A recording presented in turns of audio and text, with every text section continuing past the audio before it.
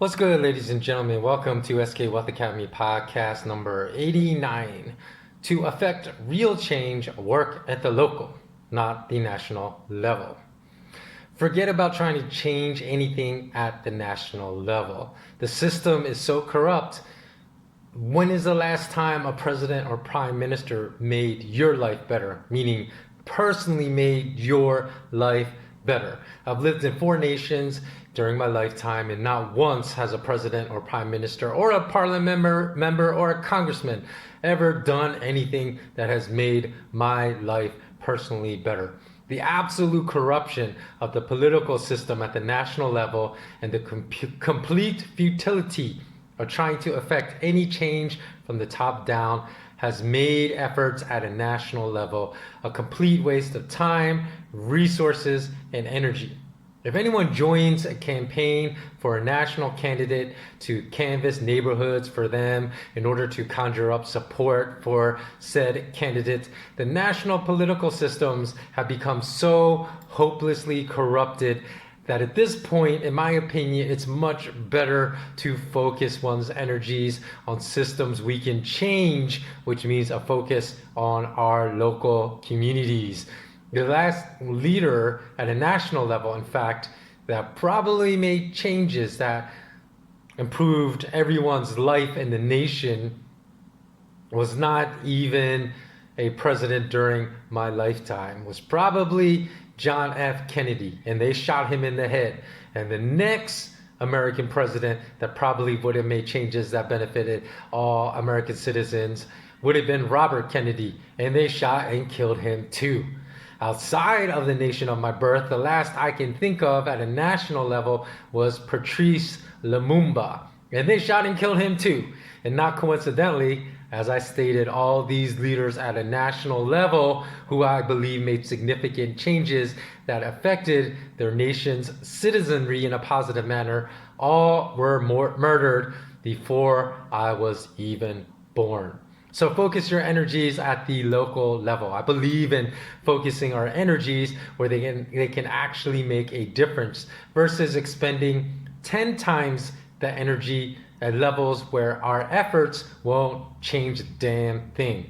So get to know your neighbors, from community alliances and organizations to just even your next door neighbor. If you do not know your next door neighbor, raise money.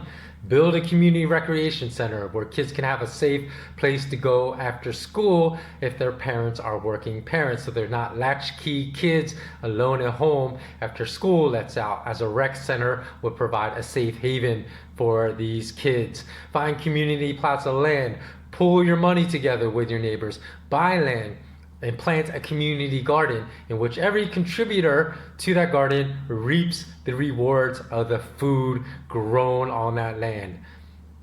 As I stated before, get to know your neighbors. Learn who's trustworthy, who's not. So if you have an emergency and say, for example, you need an emergency babysitter, you don't have to hire some young kid that you don't know and never met and must rely on some service to vet for you that might not even do a proper job of vetting that person. And then you can just call your neighbor who you trust, ask the favor to babysit your kid for a few hours and provide the same service when he or she needs it. We need to start looking out for one another, and this can be done at the local level, but it won't be done at the national level. If we had strong bonds with our neighbors, do you think that all these cowardly snitches that are calling the police to report mothers for breaking tyrannical shelter-at-home executive orders, but God forbid allowing their 10-year-old daughter to get some fresh air and sunshine outdoors and play with their 10-year-old friend, do you think these snitches would be so bold about snitching? It's not even that snitches get stitches. It's because it would be far worse than that. Because that community would, in essence, ostracize that person from participating in any type of community bond, alliance, network, organization that benefits all community members, to the point where that person likely would be forced to move I mean, physically move out of the neighborhood, as nobody would want a member of the community that weakens it to participate in any of these alliances. And therefore, by ostracizing this person from every single association that would benefit that person would voluntarily leave, and nobody in that community would shed a tear upon that snitch's departure and the removal of that cancer. So take this opportunity to build up your communities and forget about trying to implement change at the national level. And for those green, naive millennials that still believe they can make a difference at the national level, I do applaud your good intentions. But as I'm sure you've heard, the road to hell is paved with good intentions. Good intentions are not enough. You need to make smart decisions and focus your energy into endeavors that will actually make a difference. Working at the national level will not, unless by the time you listen to this podcast, the entire construct of the national electoral platform has been entirely shifted 180% from its present state. And if you disagree with me, then tell me one state leader in our lifetimes that's changed your life in a measurably positive manner. And if you're American, please don't say Barack Obama, because if you do, you will only be displaying your own level of ignorance for falling victim to a cult of personality and not understanding how morally deficient a person Barack Obama was and still is. And if you're a Barack fan, don't worry, I'm an equal opportunity, morally deficient person basher. So I will lob my salvo at your sworn enemy Trump in just a few minutes, so stay tuned. But under Barack's command, thousands of innocents were killed around the world in drone attacks that necessitated his personal signature to execute.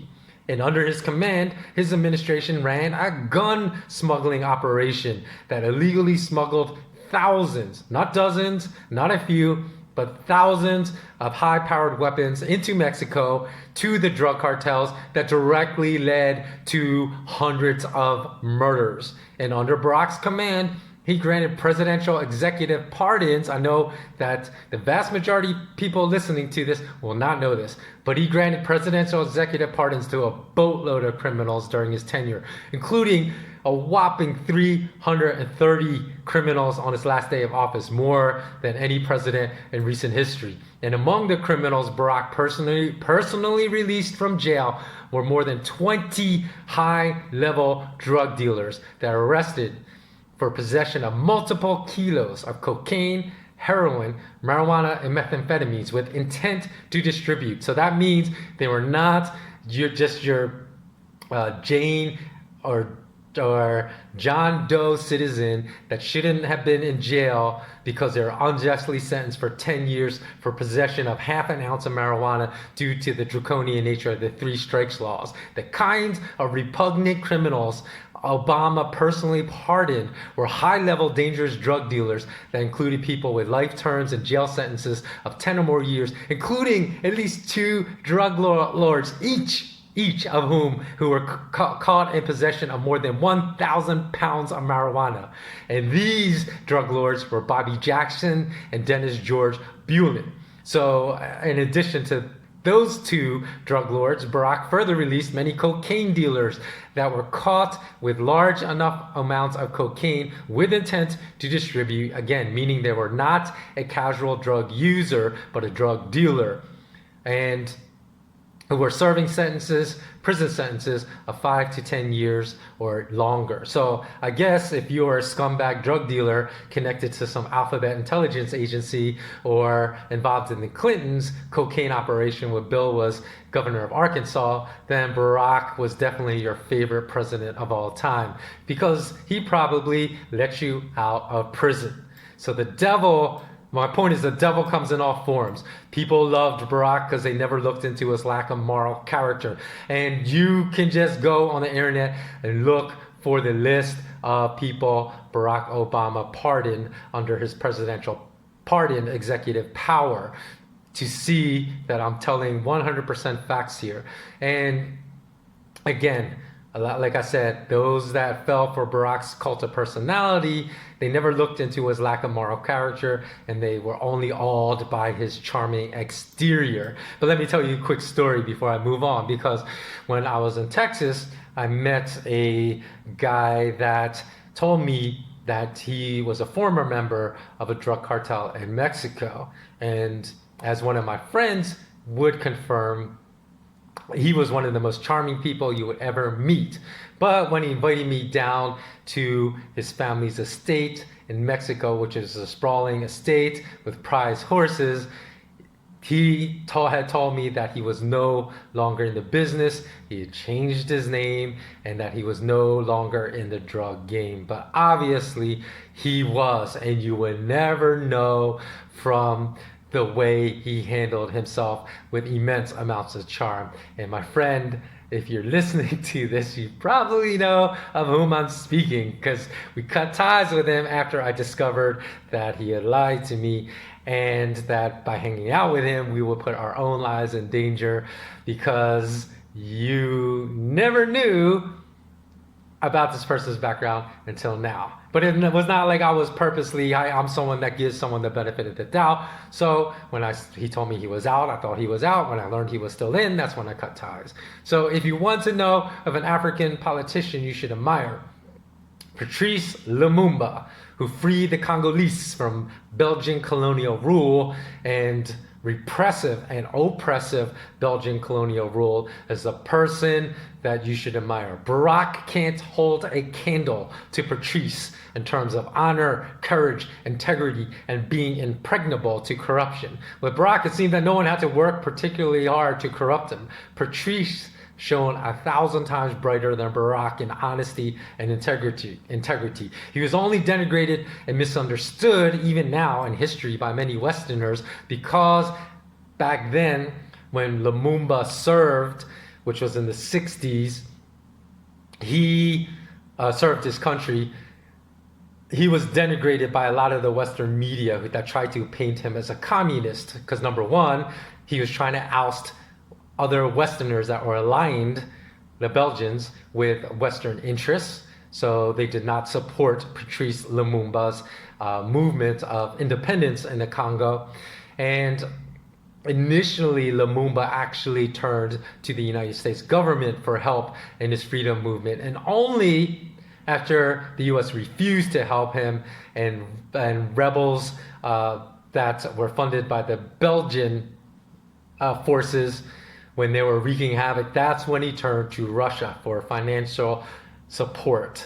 So then the West went crazy and labeled him as a communist because he was accepting support from Russia, even though he turned to the US, who refused to support him first. In any event, because Lumumba refused to kiss the ass of his oppressors and heap fake praise upon the benevolence of his oppressors for Congo's independence, and instead praised the bravery and courage of the Congolese citizens in their freedom movement, and stated his pride in their, quote, struggle of tears, of fire, and of blood to the depths of our being, for it was a noble and just struggle, and indispensable to put an end to the humiliating slavery which was imposed upon us by force, end quote.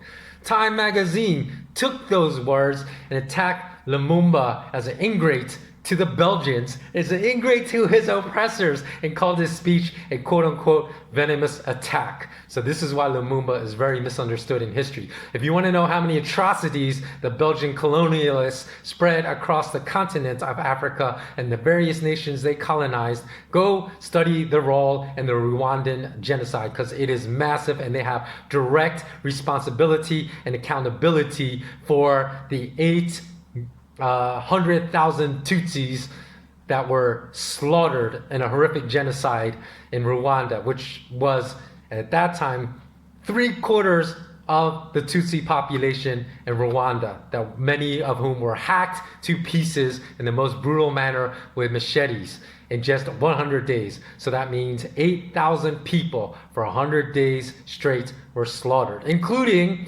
Even many of the Hutus who were doing the slaughtering that tried to shelter Tutsis. That's how venomous this particular genocide was. Because during their colonial rule, the Belgians constantly favored the minority Tutsi population and elevated their power as a reward for any Tutsi that continued colonial policies of the Belgians, and thereby elevated and created intense hatred for the Tutsis among the majority, 84% of the Hutu population in Rwanda. So this is kind of like the model in a lot of Middle Eastern countries where minority Shiite leadership controls the nation when a majority of its citizenry are Sunnis, and vice versa. There are some Middle Eastern countries in which a minority Sunni leadership controls the entire nation when the majority population are Shiite. So it's the whole divide and conquer. The Belgians took that and perfected that strategy. So when the Belgians left Rwanda and all of a sudden the military and police state they enforced that benefited the Tutsis was gone, and the Hutus came flooding back into Rwanda and literally hacked hundreds of thousands of Tutsis to death. But like I said, I'm an equal opportunity truth teller, so Trump doesn't get a pass either. Because anyone that thinks Trump is not a member of the global elite, then I urge you to research how he has ramped up economic sanctions against Syria, Iran, and Venezuela that do not hurt any of the political factions that the Trump administration will tell you they are targeting, because it is a well-known modus operandi of intelligence agencies that anytime they inflict economic sanctions that only hurt the poor and the majority poor citizenry of that nation, that and plunge that the nation's poor into misery, that they are never targeting the very people they claim to be targeting, because the economic sanctions are meant to hurt and destroy the poor the most, because they want the poor to rise up and do their dirty work and to overthrow the political regime they do not like and do the dirty work for them. But in reality, what happens is sanctions prevent access of the poor to basic medications to stay alive, like medications for diabetes, chronic heart problems, chronic liver problems, and they destroy the majority of the poor citizens' quality of life. And that is the purpose of economic sanctions. So in addition, look at how Trump is firmly part of the military-industrial complex with his continued blind support of Israel and his increase of military war theater operations or military theater operations in Somalia right now. So, and these are probably all things of which you are unaware, because the mass media, as an arm, as a propaganda arm of the military-industrial complex, refuses to cover any of these issues. And were there ever an independent president or prime minister elected that committed some similar behavior devoid of morality, I would be right there to criticize them as well. As the only thing that motivates me is discovery of truth, and truth has no boundaries when it comes to political parties, religion, race, or nationality. But what I find to be most disconcerting is the lack of critical thought exhibited by pro-Trumpers, Obama fanboys, and anti-Trumpers and anti-Obamas. You find the lack of critical thought on all sides, because pro-Trumpers and Obama fanboys will refuse to acknowledge massive mistakes both have made, including flat-out lies both repeatedly told while in office, when the facts are there. The cold facts are there, etched in stone. And equally disconcerting is the complete hatred that anti-Trumpers and anti-Obamas citizens display for these two presidents when informed of decisions each have made that may have forwarded the progress of the nation's citizenry. So people consistently allow their emotions to rule, and they suspend their logic, and they disbelieve facts in defense of their favorite cult of personality. Okay, so this, and in fact, The reason I went through that brief history lesson is to emphasize that making change at a national level, to show you the utter corruption that exists at a national level, it's near impossible. So in order to affect real change, stay home in our local communities, make change, expend your efforts, and get to know the people in your communities where change is possible. So what do you think? Do you agree or disagree with the content of this particular podcast? And as always, be mindful, stay grateful, and always remain intensely curious. So long.